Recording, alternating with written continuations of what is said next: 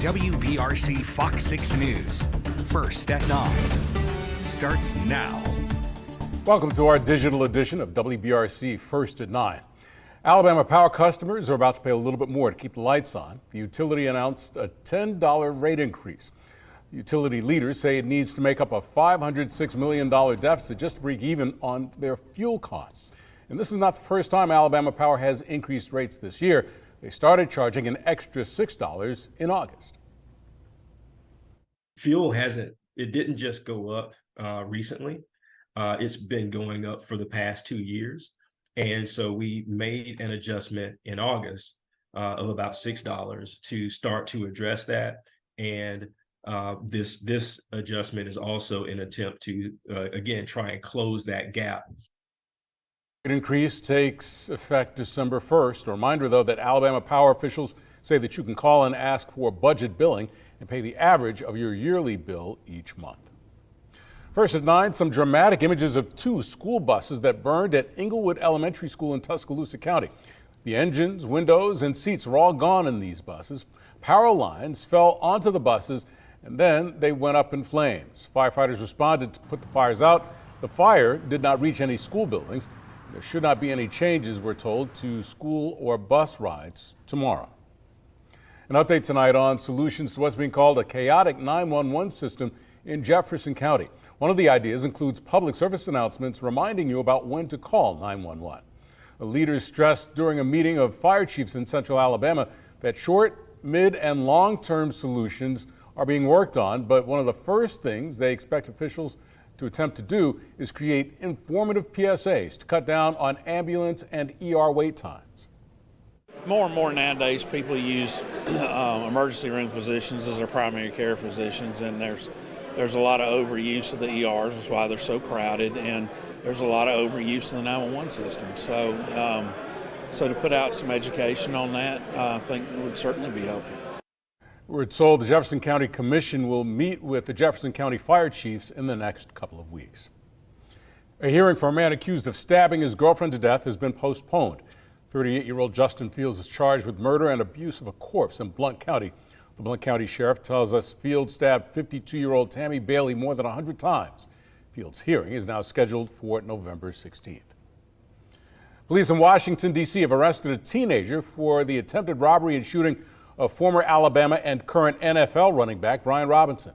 Detectives announced the arrest of a 17-year-old who at the time was 16. Robinson was shot several times and spent a night in the hospital. Officers are looking for one more person in this case. The Federal Reserve is raising interest rates for the 6th time this year. The latest increase was 0.75 of a percentage point. The Reserve Bank is still trying to fight rising inflation levels, and the Fed is not done yet. Rates could go up again in December. We are moving our policy stance purposefully to a level that will be sufficiently restrictive to return inflation to 2%. In addition, we're continuing the process of significantly reducing the size of our balance sheet. Restoring price stability will likely require maintaining a restrictive stance of policy for some time. However, a statement from the Fed also indicated that they may pull back to a more deliberate pace of rate hikes in the near future rather than the rapid pace we've seen so far this year. Speaking of things getting more expensive, Thanksgiving will cost more this year.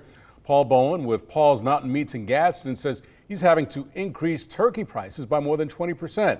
He says one reason for the spike is the impact of the bird flu. Has killed literally millions of the birds, poultry, and the turkeys. And of course, the cost of the diesel cost and everything is causing everything to go up. But the hams and turkeys in particular, it's primarily, just due to the lack of product and the high demand. Despite higher prices and the impact of the influenza outbreak, the American Farm Bureau says there should be enough turkeys available to meet the Thanksgiving demand. First at 9, the Shelby County Sheriff's Office has changed its policy on tattoos and facial hair. The department will now allow beards and more visible body art. We're told that the new policy is more about retention than recruitment. A representative says current staff asked for more leniency and the department has decided to adapt. The department is making sure that the tattoos on display now are held to a professional standard and are not offensive to anyone.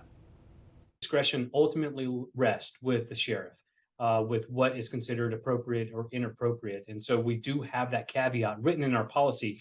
And truly what we did was virtually a cut and paste of what the current acceptable Department of Defense standards are. The department says it will maintain a grooming standard, but they believe this will help with staffing in the future. New tonight, Auburn football interim head coach Carnell Cadillac Williams speaking for the first time to the media since getting elevated to that job on Monday. Williams says he knows the circumstances are not what the program needed, but he's excited to have the opportunity. And he adds his emotions were all over the place when he was told he'd been hired as the interim coach. Coach Williams also shared part of what he told the team heading into this Saturday. Play good football and hard. And I honestly, that is what I want to get these kids to do. And at the end of the day, I told these kids, win, lose, or draw. If we do that, not only will we make ourselves proud, but I know the Auburn family will be proud of us too. Auburn plays Mississippi State in Starkville on Saturday. The game is at 6:30 on ESPN2. The Alabama Crimson Tide also in action Saturday night. That's a top 15 showdown in Death Valley with the LSU. Coach Nick Saban says he's pleased with how his team has practiced coming off the bye week, but this weekend represents another tough road environment for the Tide. The coach was asked how his team can avoid the jitters that plagued them a few weeks ago at Tennessee. I mean, people attach themselves to winning, but if you attach yourself to winning, you're actually attaching yourself to outcome, right, which can actually create anxiety. Attaching yourself to doing the things you need to do to be a productive player is, I think, much more effective and even more fun, you know, when you're a competitor and you go out and play that way. The latest chapter of Alabama versus LSU, Saturday night at 6 on ESPN. And now, your first alert weather with WBRC Fox 6 Chief Meteorologist Wes Wyatt. Well, one of the big weather stories today, Hurricane Lisa making a landfall in Belize as a Category 1 winds at 85 miles per hour. Now the winds have decreased. It's hanging on as a Cat 1 with winds of 75 miles per hour. That's a 7 o'clock advisory. We get the new update. This may be a tropical storm, but here's the Yucatan Peninsula, Cancun, Cozumel, so you can see where this moved inland, and it's going to weaken quite a bit. And this weekend, it may end up back out over the Gulf, far southwest Gulf, as maybe a tropical depression, but we don't expect this to suddenly move in our direction. Looks like it kind of lingers in this part of the Gulf here down over the Bay of Campeche.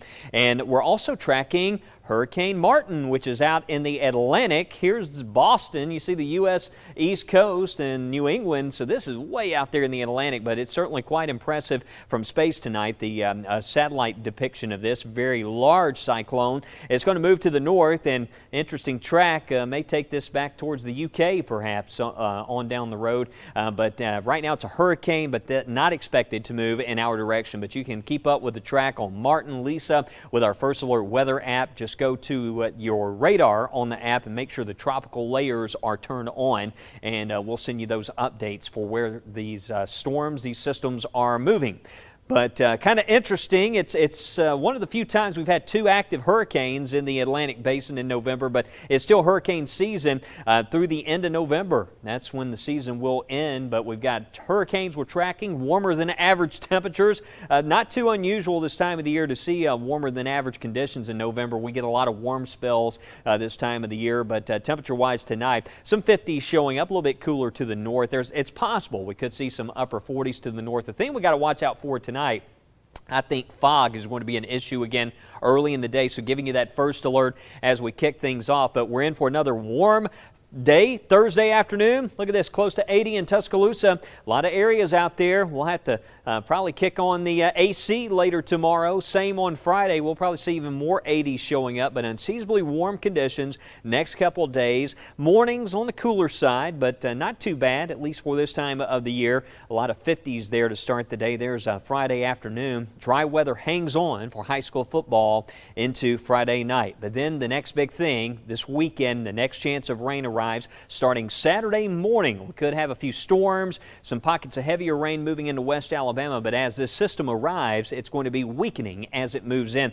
There's a Saturday afternoon. Notice as this gets closer to Birmingham, the I-65 corridor, watch how that line, it starts to weaken a little bit. So what will happen here, we'll probably get a little bit of wet weather as far east as places like perhaps Pell City and down towards Chelsea, maybe north towards Aniana and Gadsden. However, the wet weather becomes more scattered, more isolated in nature Saturday evening. And then for Sunday, there may be a few lingering showers as this system just kind of dissipates and stalls out. Notice here, that's showing Sunday afternoon. A couple of areas, some indications we could see a few showers around. But that system will have an impact on some of the events around the college football games this weekend. Again, for Saturday in Birmingham, pretty good chance there by midday, early afternoon. We could see some scattered showers, so plan for that possibility. LSU, Alabama, if you're heading down to Baton Rouge, I'm seeing a good chance of rain during the day, but chances are around game time we'll catch some breaks. It looks like going into the evening. Still kind of cloudy. Could see an isolated shower, but we could see some steadier rain impacting tailgating at some point there during the day. And Starkville, could be some showers around also for Saturday night, so plan for that as well. Possibility of some wet weather. So that's what we're tracking this weekend. We've got the first alert for rain. Don't forget Sunday, good reminder as we fall back to test those batteries in your alert devices. Looks like those temperatures stay unseasonably warm into next week. Next Wednesday, a chance of showers coming back, highs in the 70s. But we'll certainly keep you posted on those rain chances. We'll have more tonight, of course, after the World Series on WBRC Fox 6 News. Thanks, Wes.